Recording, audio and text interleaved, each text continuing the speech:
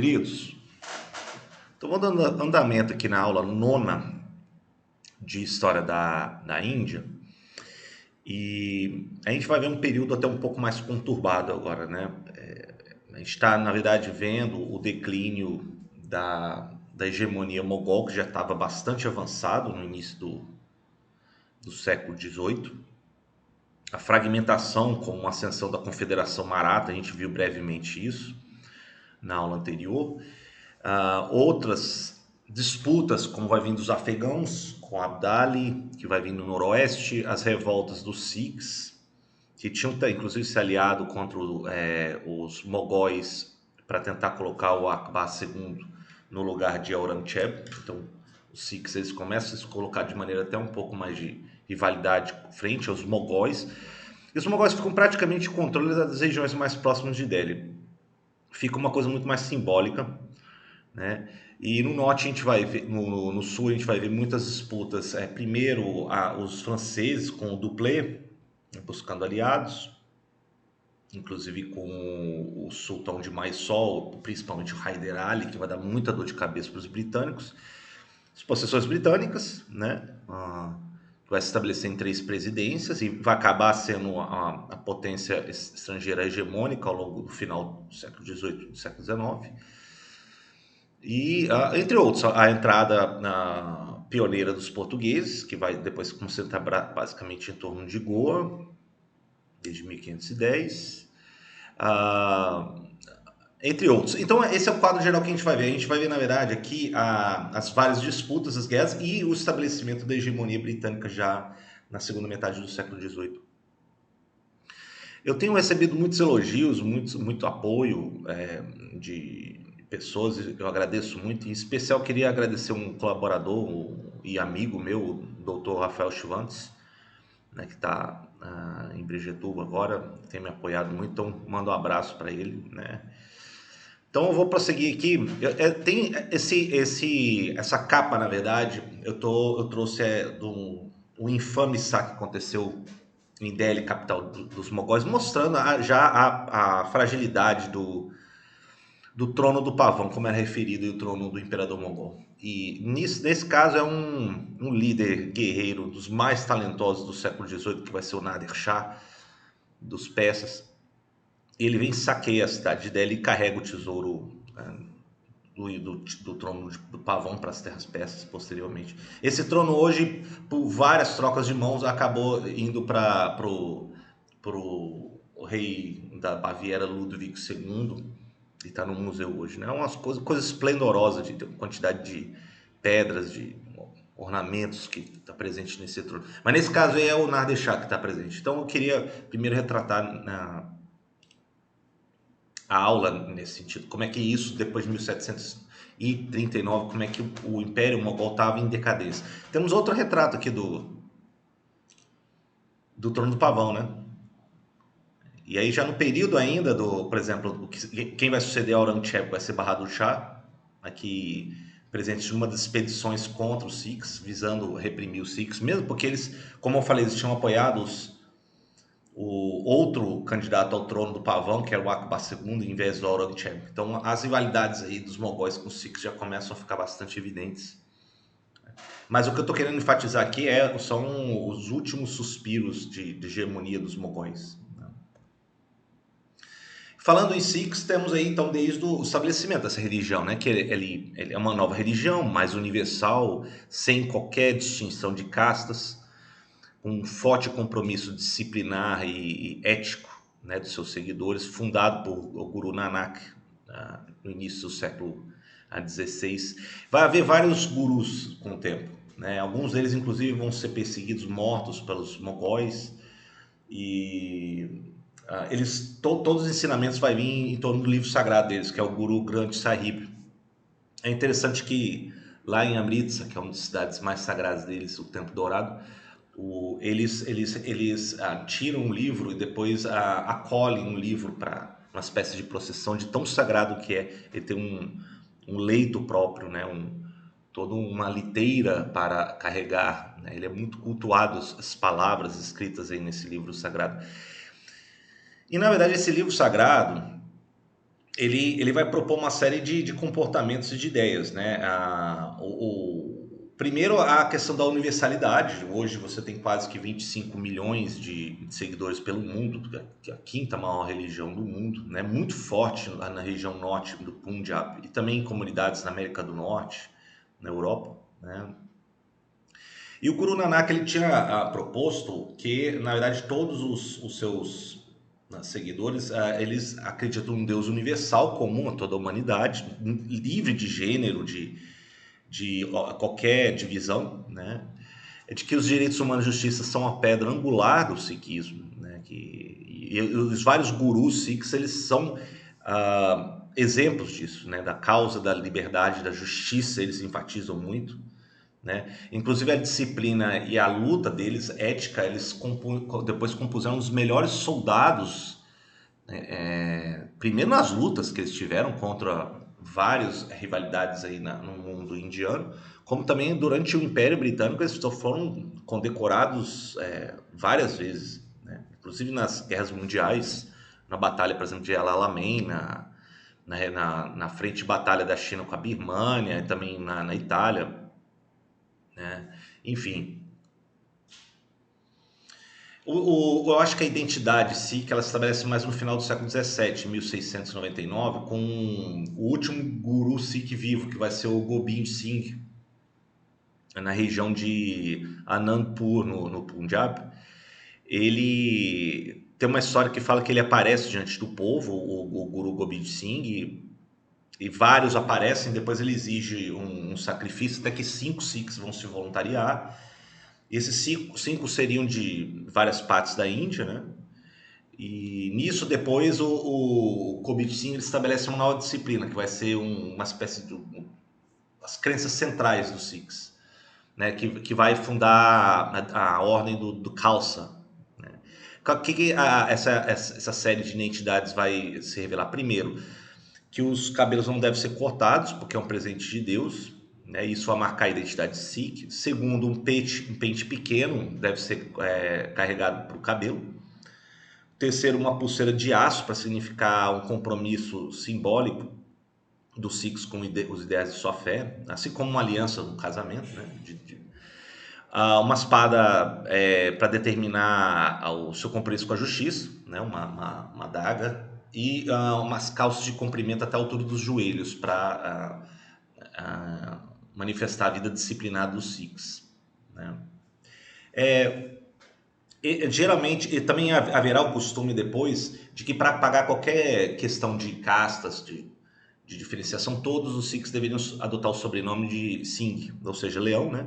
E as mulheres deveriam usar o sobrenome Kaur, que significa princesa, né? Então, isso seria um fim da questão de diferenciação de castas, né? Esses eventos, depois de 1699, eles vão marcar o calendário na história Sikh, né? Na formação do Khalsa e também, portanto, na ação dos Sikhs. As escrituras estão aí no Guru Granth Sahib, que eu mostrei para vocês, né? Uma coleção bastante ecumênica, eclética de escritos espirituais, é um repositório de todos os ensinamentos e de toda a herança espiritual está incorporado no Guru Granth, né?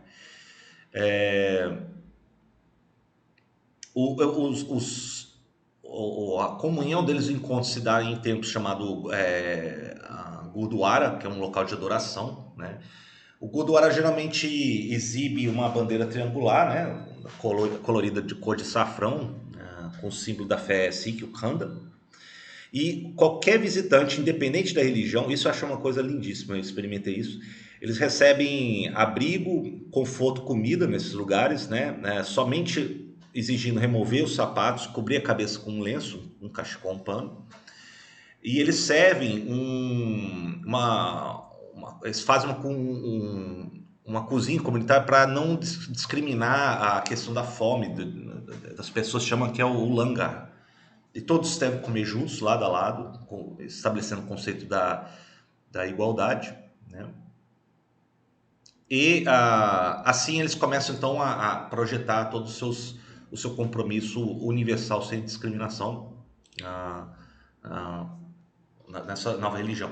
Essa religião eu fico impressionado porque quando a gente tem a vivência de experimentar eventos. Os Sikhs com que eu entrei em contato, tive prazer de ter contato, são pessoas muito esclarecidas, muito comprometidas com a religião.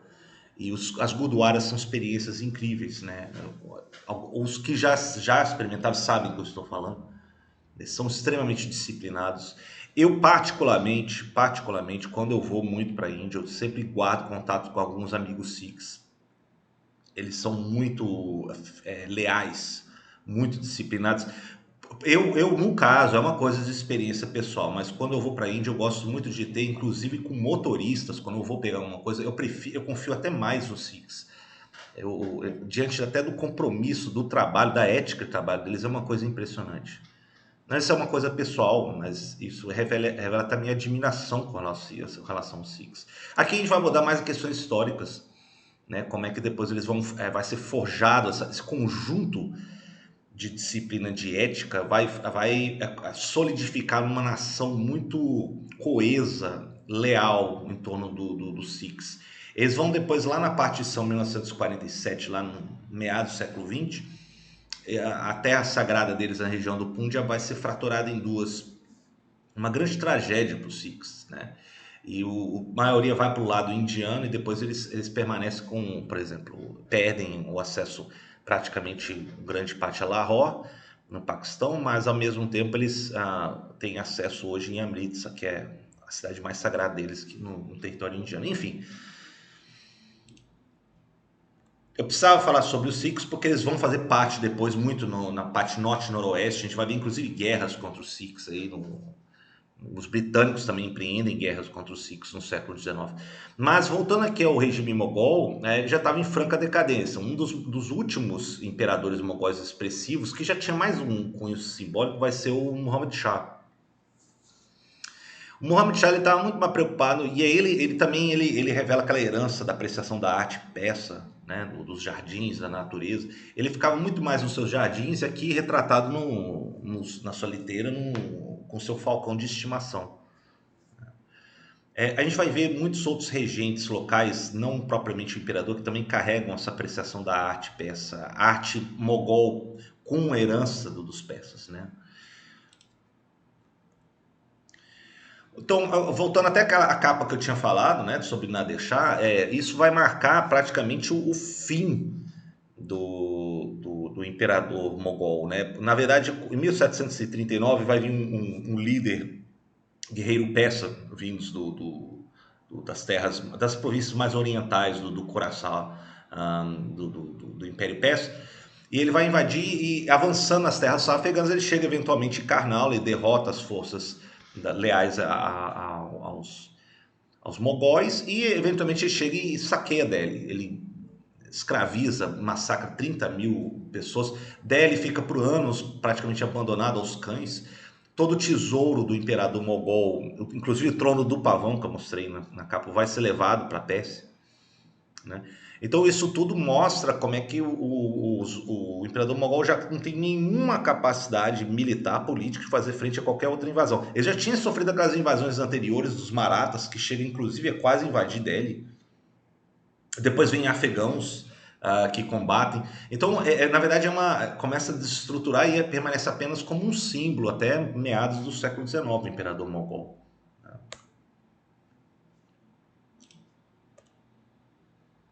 E as lealdades vão se fragmentar do que restava do Império Mogol, né? Então a gente tem, por exemplo, aqui o Império Mogol fica praticamente nessa região em torno de Delhi, né? Ele já tinha sofrido ataques do Ahmed Khan Abdali do Afeganistão depois de Nader Shah, em 1757. Tinha sofrido várias incursões dos Marathas, né, na segunda metade do século XVIII.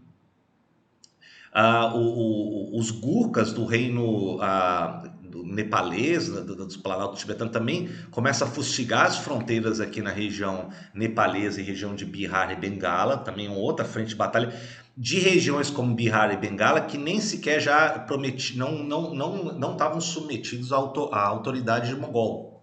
Então já eram rajás, regentes, nababos completamente independentes do Império Mogol. na segunda metade do século XVIII. E é aqui que os britânicos começam a atuar de maneira decisiva. Mais para o sul você tem Mysore, os domínios do Nissan, da Hyderabad, né? A região da Canaresa, que vai haver a guerra entre os franceses e os britânicos, entre outros.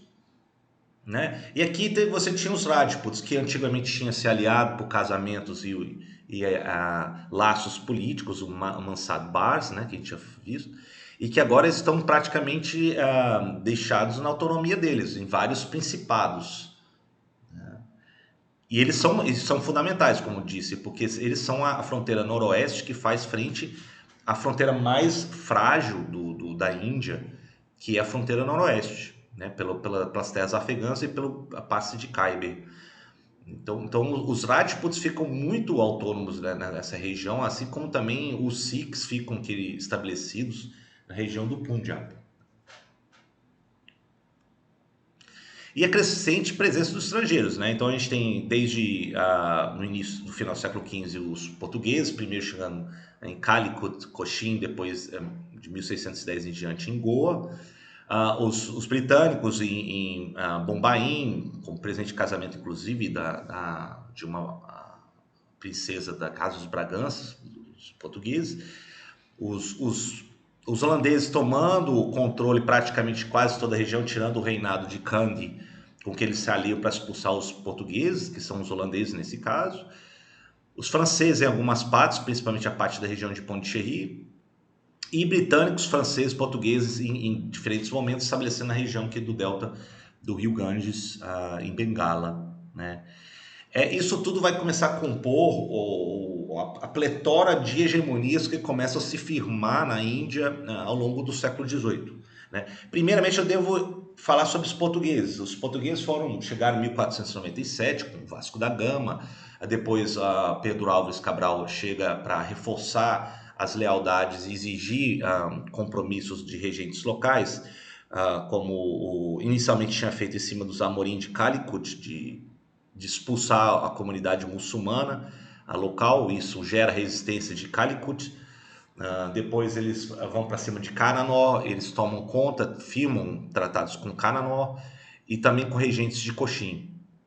Eventualmente, em 1610, Alfonso de Albuquerque ele estabelece então a sede do Estado da Índia, a controlar como capital do Estado da Índia todas as possessões portuguesas, desde a África Oriental, Sudeste Asiático e a região da Índia, e em Goa, né, que eu acho que vou falar que é a velha Goa. Isso vai, na verdade, ser quase como um presente dado por aquele império Vijayanagra, que a gente viu aulas anteriores, pelos portugueses terem combatido o sultão de Bijapur, que é ali nas proximidades, e eles ganham então essa posse da região de Goa. Então ali vai virar a sede do Estado da Índia portuguesa, até praticamente o final do século XIX, efetivamente, até terminar de vez de maneira formal somente em 1964. Então ali vira a sede dos portugueses e a capital de todo o seu império asiático na região. Né? Na verdade, os portugueses eles estavam interessados em estabelecer bases, né? Bases para que eles pudessem controlar as rotas marítimas. Eles não tinham menor pretensão e muito menos capacidade de estabelecer um império territorial vasto. Mesmo porque quase que ninguém tinha essa capacidade, né? Era muito difícil você combater os vários principados, reinados, sultanatos na Índia. Era extremamente complicado. Né? Agora, o que veio mais para mudar a situação foram companhias privadas, né? Que são as companhias das Índias Orientais Britânicas. Pouco antes tinha se estabelecido a Companhia das Índias Orientais Holandesas, que tinha buscado tomar o controle das rotas e bases portuguesas, o controle das especiarias, principalmente que vinha ali da região leste da Indonésia, do arquipélago da Indonésia, na região das Molucas, e o controle de Malaca, na região ali do Estreito de Malaca, entre Sumatra e a Península Malaya. Mas os holandeses eles conseguem estabelecer e tomam algumas possessões portuguesas, né? Na Índia, na região da Índia, o mais significativo vai ser o que eles tomam da ilha de Sri Lanka, um pouco mais ao sul. Né? Mas os portugueses permanecem ainda em algumas regiões, em Goa, Diu, Damão, Cananó, Cochin, embora Cochin percam para os holandeses em 1669, e aqui em Hugli, né? Junto com outros estabelecimentos permanentes aí das companhias de outros países europeus. Assim ficam os portugueses. Os portugueses não oferecem mais nenhum outro ameaça maior para a realidade indiana a partir do século XVI em diante. O que vai mudar vai ser o interesse francês e o interesse britânico, que aí vai se avolumar mais no século XVII, século XVIII. Né? Os franceses eles tinham estabelecido primeiramente aqui na região aqui de Pondicherry, né, região de Maré também, meados do século XVIII em diante, né, e também na saída do rio Ganges, no delta aqui na região de Bengala, né, além de Yannan, que vai fazer parte dos controles da costa de Orissa da Companhia Francesa. As batalhas vão ser bastante evidentes no controle dos franceses, principalmente quando eles começam a ser confrontados com os interesses da Companhia das Índias Orientais Britânicas. Né? Quem vai liderar muito os interesses franceses da Companhia vai ser o brilhante diplomata, ele trabalhou muito tempo na Companhia das Índias Orientais, então ele é muito experiente, que vai ser o François Dupleix. E Dupleix, ele firma acordos com o sultão de Mysore, né? Então vou voltar aqui no mapa. E aí ele consegue então estabelecer algumas regiões aqui em Yannan e na região de Pondicherry e Maré. Então são estabelecimentos estratégicos, só que ao mesmo tempo que ele estabelece esse vínculo, você tem já contestações da Companhia Britânica, né, que já estava no controle de Madras. Só voltar aqui. A região de Madras, aqui, né, do Forte de São Jorge, que os britânicos tinham estabelecido, inclusive vai virar uma das 3 presidências, Madras, a Bombaim, que eles tinham recebido de presente da corte portuguesa, e da região de Calcutá. São as 3 presidências britânicas da Companhia das Índias Britânicas. Não vou falar ainda do Estado britânico até do século XIX, com a decadência da Companhia das Índias Britânicas.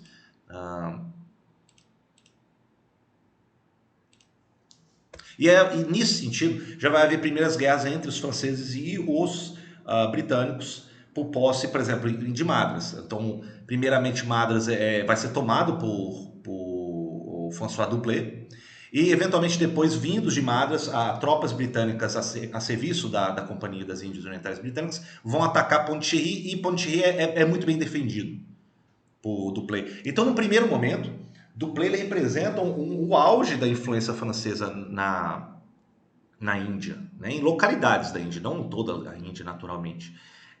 Só que isso a gente vai ver depois com a política da Companhia Francesa. A Companhia Francesa ela vai ser desastrosa. E aí Dupleix, inclusive, fica muito amargurado com o abandono que eles fazem a respeito.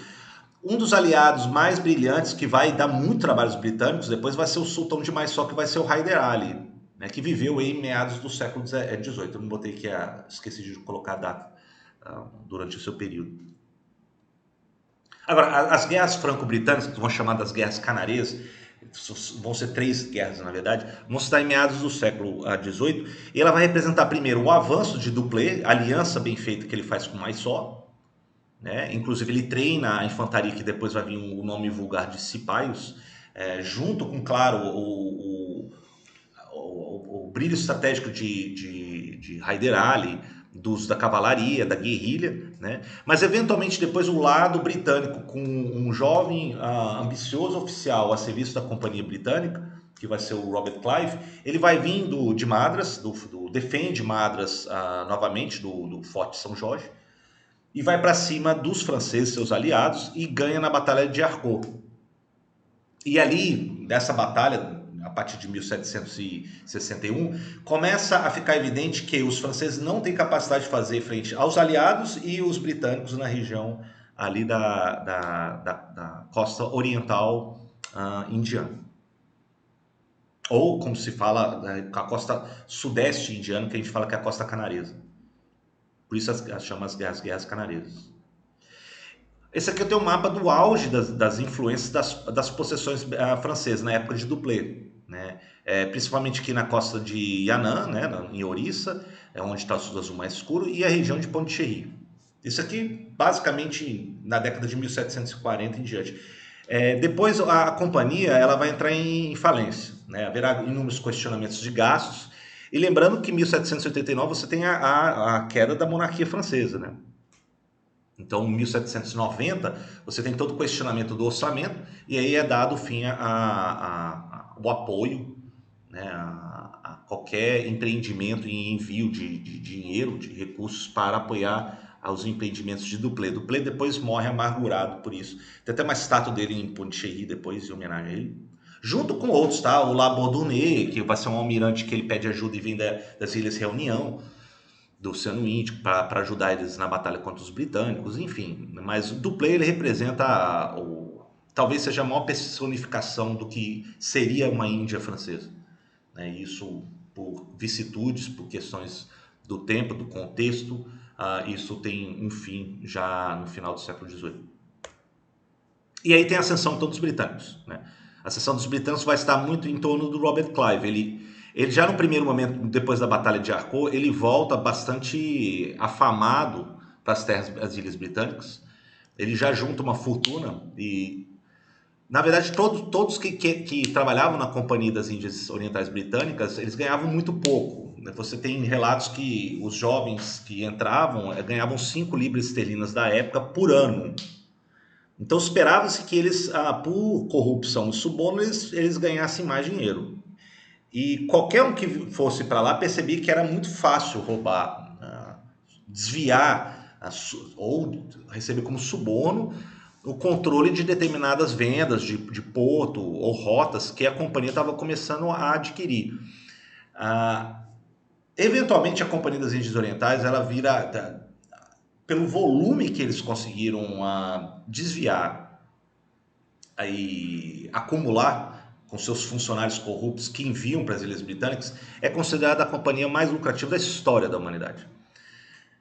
Só isso já revela o quanto que os britânicos, via companhia, conseguiram extrair de riquezas da Índia ao longo de praticamente 200 anos de existência, né? Não estou falando do Estado, não estou falando como um império britânico, é uma companhia privada. Você tinha um diretório que era eleito, acionistas e pessoas que iam para lá com espírito de aventura e com sede de ambição e de riqueza e se aproveitavam o máximo, porque você não tinha nenhuma supervisão acima das autoridades da companhia.